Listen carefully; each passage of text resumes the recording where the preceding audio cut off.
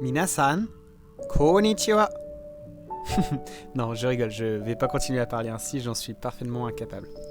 Aujourd'hui, juste une petite vidéo introduction / découverte sur les kanji japonais. Les fameux idéogrammes que l'on voit un peu partout pour peu que l'on se tourne vers l'Asie de l'Est. Pour illustrer mes propos, j'ai choisi comme support un film d'animation et on va essayer ensemble de traduire le titre du film dans sa version originale.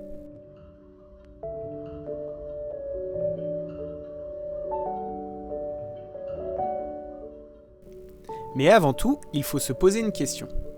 Que sont les kanji ? En japonais, les kanji sont l'un des 3 systèmes d'écriture. Les 2 autres étant d'un côté les hiragana et de l'autre les katakana. Contrairement aux 2 autres systèmes, qui sont pour la plupart des syllabes, les kanji, eux, représentent des idées et ils n'ont pas toujours la même prononciation selon le contexte où ils sont utilisés.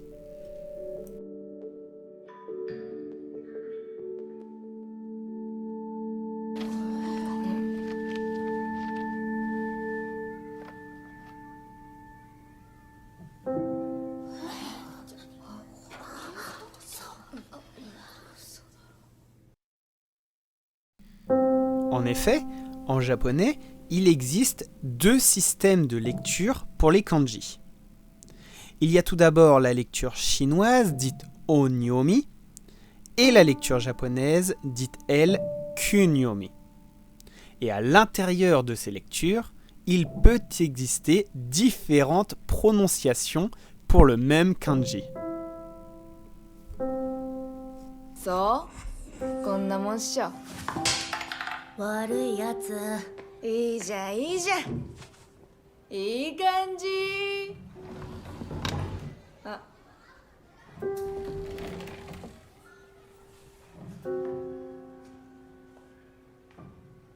うわ誰がこんなことしたのひどい私が代わりに消してあげるねはいできた Ça fait beaucoup d'informations, mais ne vous inquiétez pas, on va voir ensemble à l'aide de cartes comment on peut s'en tirer avec ces lectures.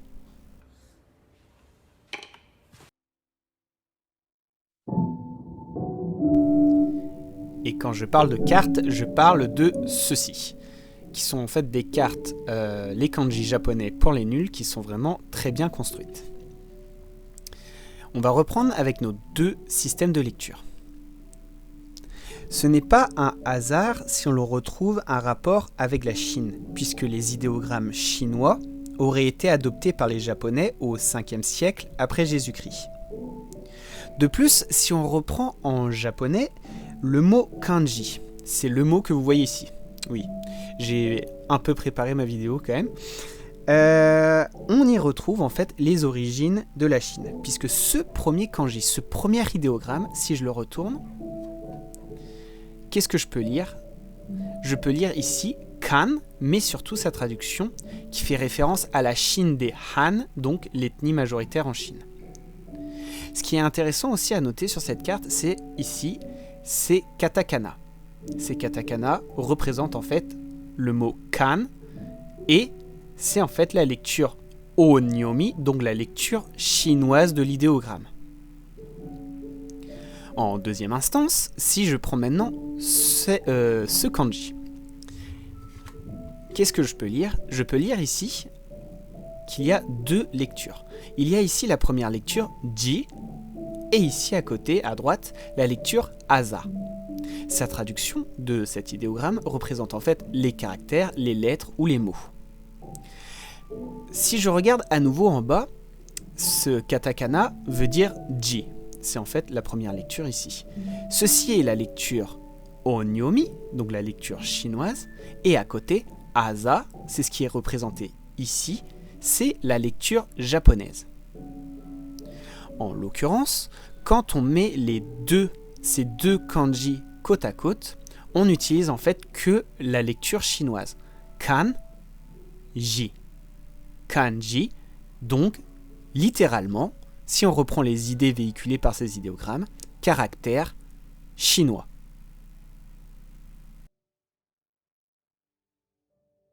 Dans ce中で西宮さんに対するいじめやそれに近い嫌がらせを目撃した人はいませんか？補聴器は一つ一つがとても高価なものだそうです。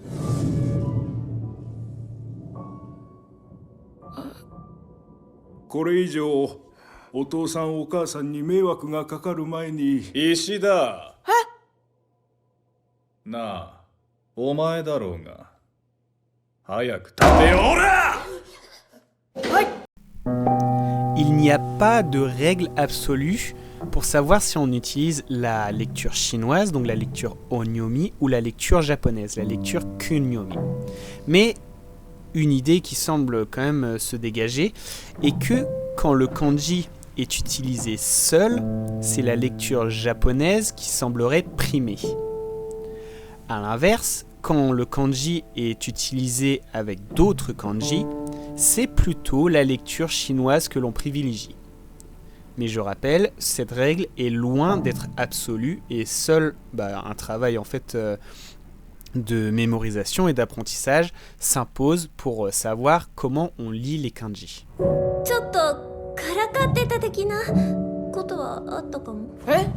Shimada wa? まあ一応僕もやめとけとは言ったんですけどね。翔也聞かなかったし。島田、お前も一緒にやってたじゃん。女子なんてすげえ悪口言ってたでしょ。ねえ、特に上野と河合が。は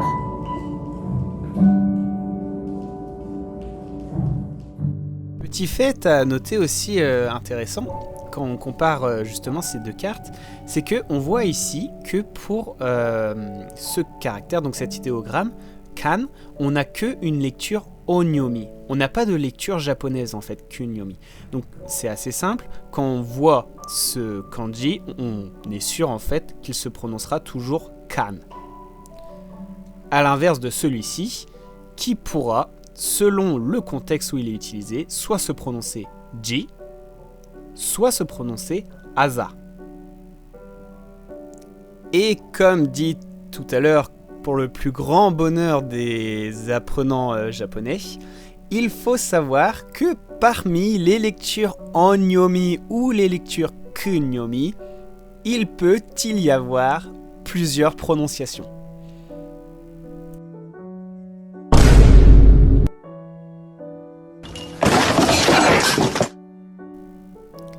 Bien, cette introduction étant à présent terminée, essayons maintenant de déchiffrer ceci.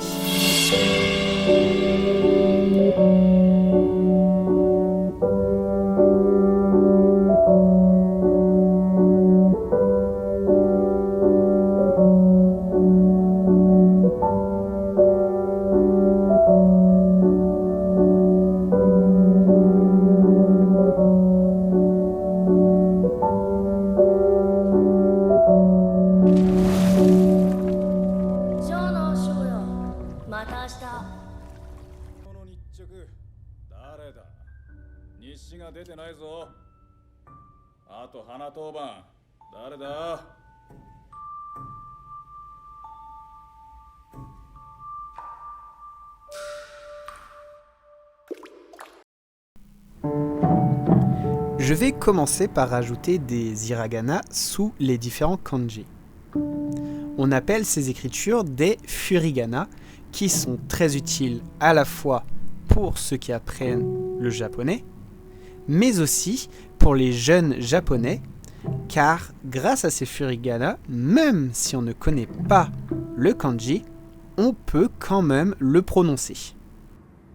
Ainsi, phonétiquement, avec ces furigana, je sais que le titre de ce film est Ei ga koe no katachi.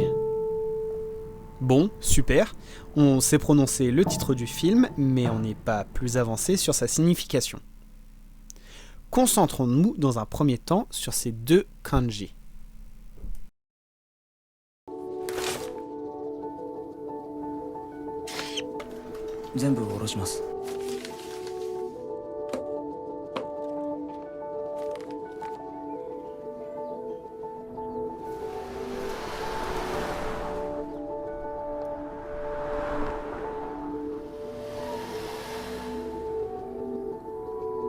Avec mon système de cartes, voici du coup les deux premiers kanji sur lesquels on va s'intéresser en priorité. On remarquera qu'il y a une légère, très légère, différence de police d'écriture entre les deux. C'est parce que j'ai pas retrouvé ce kanji dans ma boîte à kanji, donc je l'ai fait à la main. Une chose intéressante et importante de noter, c'est que par rapport au film, le manga duquel il s'inspire ne contient pas ces kanji. Peut-être voyez-vous déjà où je veux en venir, mais on va retourner ces deux kanji pour bien comprendre. Si je retourne ce premier kanji, qu'est-ce que j'ai ? Donc, ce que je disais tout à l'heure avec les plusieurs prononciations, là en kunyomi, là on voit qu'on en a 3, mais qu'on n'en a que une en onyomi. Si je lis les lectures, enfin surtout je vais lire que la lecture qui m'intéresse, ici c'est ei. Ce kanji veut dire en fait la projection, la réflexion ou le verbe se refléter. Bon, intéressant. Mais couplé à ce kanji, donc magnifique kanji dessiné à la main, je rigole pas du tout. Qu'est-ce qu'on a ici ? Si on arrive à venir, on voit que là, pareil, là cette fois-ci, on a deux lectures en onyomi, mais que une en kunyomi. La lecture qui m'intéresse ici, c'est le ga. Et ça veut dire en fait, le kanji veut dire image, trait ou dessin aussi. Le truc, c'est que si on met ces deux kanji ensemble, on a à nouveau une idée qui se forme, une image qui se reflète, qui est projetée plutôt. C'est exactement en fait comme dans un film. Et en fait, ei, ga veut tout simplement dire film. D'où le fait qu'on ne retrouve pas ces kanji dans le manga. 僕と友達になってくれませんか?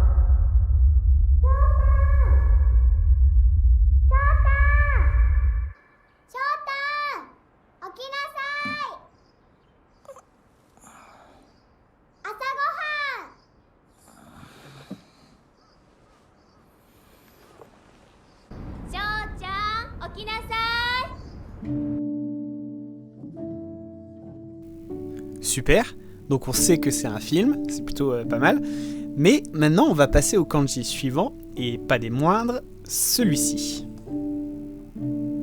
Et oui, tout ce composé est un seul et même kanji, mais il nous permet d'aborder un sujet intéressant, à savoir la simplification de ces derniers. Aujourd'hui, ce kanji est toujours utilisé pour exprimer la même chose, mais dans une forme bien simplifiée que voici en carte. À noter que ce radical est retrouvé dans sa forme plus complexe. Si je retourne la carte, comme on l'a fait pour les autres, qu'est-ce qu'on a ? On voit que cet idéogramme représente l'idée de voix, donc la voix, le parler. On voit aussi, grâce au furigana, que l'on utilise la lecture kunyomi, donc la lecture japonaise. Ce kanji, dans sa forme complexe, n'est aujourd'hui utilisé que pour des travaux artistiques.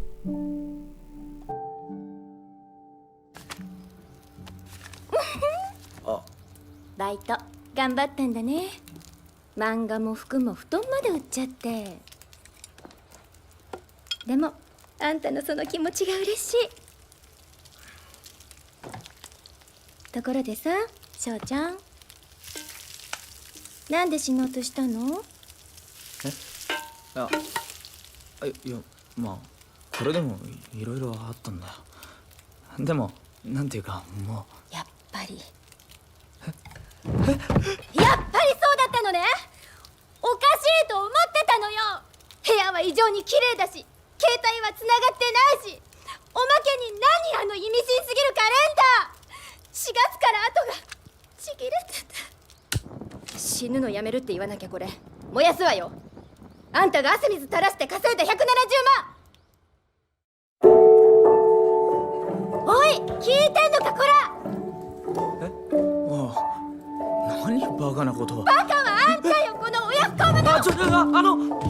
ごめん、マジですいません。やめます、すいません、マジで。何をやめるだ、はっきり言え。死ぬのやめます。死ぬのやめます。本当っす。そう。Ensuite, nous n'avons pas un kanji, mais un hiragana, qui ici agit en particules, celle de la possession.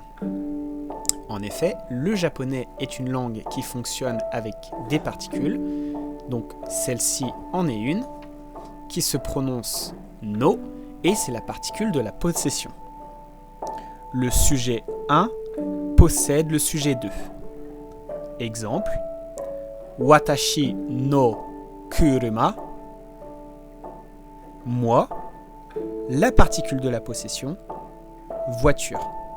Littéralement, ma voiture.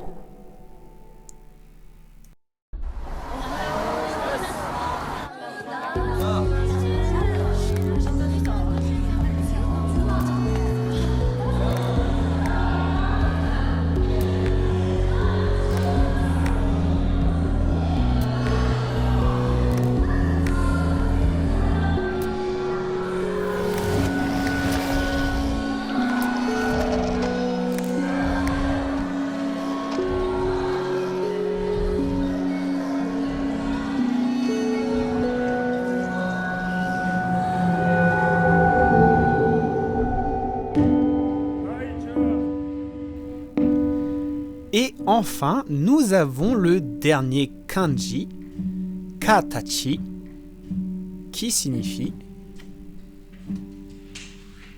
la forme, le type ou l'apparence. Toujours à noter, katachi, lecture japonaise qui est utilisée. En effet, cela fait sens si vous vous rappelez du consensus général qu'on avait évoqué précédemment. Si je reprends ces kanji, en fait on voit qu'on en a deux mais qui sont séparés, donc des kanji seuls, et on voit que dans les deux cas c'est la lecture japonaise qui est privilégiée, koe katachi. なんかまともな人間にでもなったつもり。気持ち悪いんだよお前。そっか。あ、君たちの間を邪魔するつもりはないから。それはないから。でもこれは俺自身のことでもあるんだ。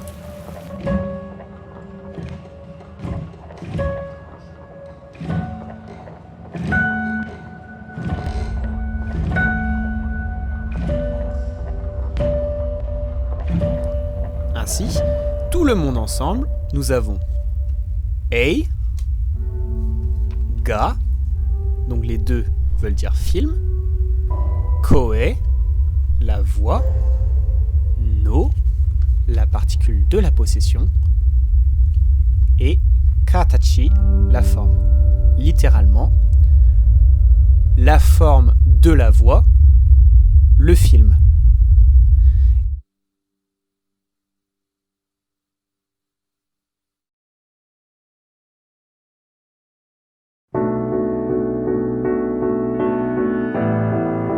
Et ça tombe bien, puisque peut-être l'aviez-vous vu tout à l'heure dans la version originale du manga. Quand on se rapproche un peu ici, on peut lire The Shape of Voice, donc littéralement la forme de la voix.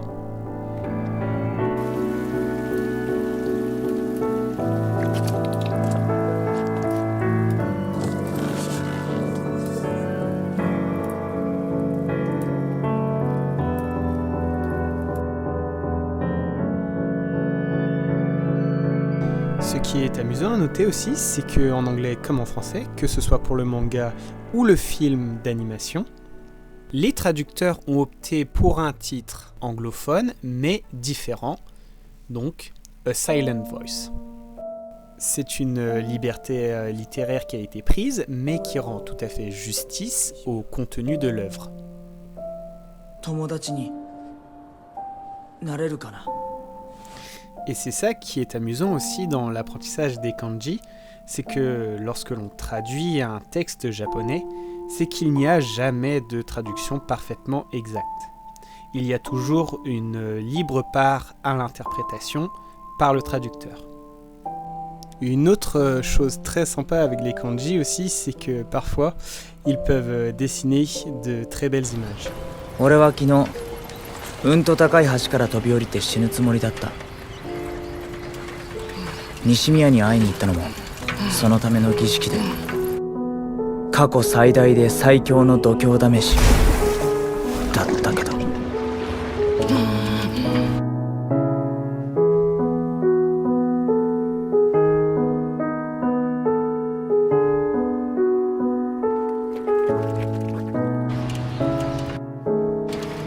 友達。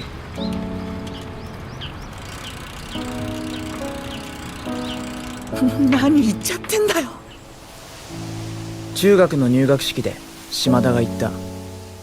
石田翔也ってやつに近づかない方がいいぜ。あいついじめっ子だから。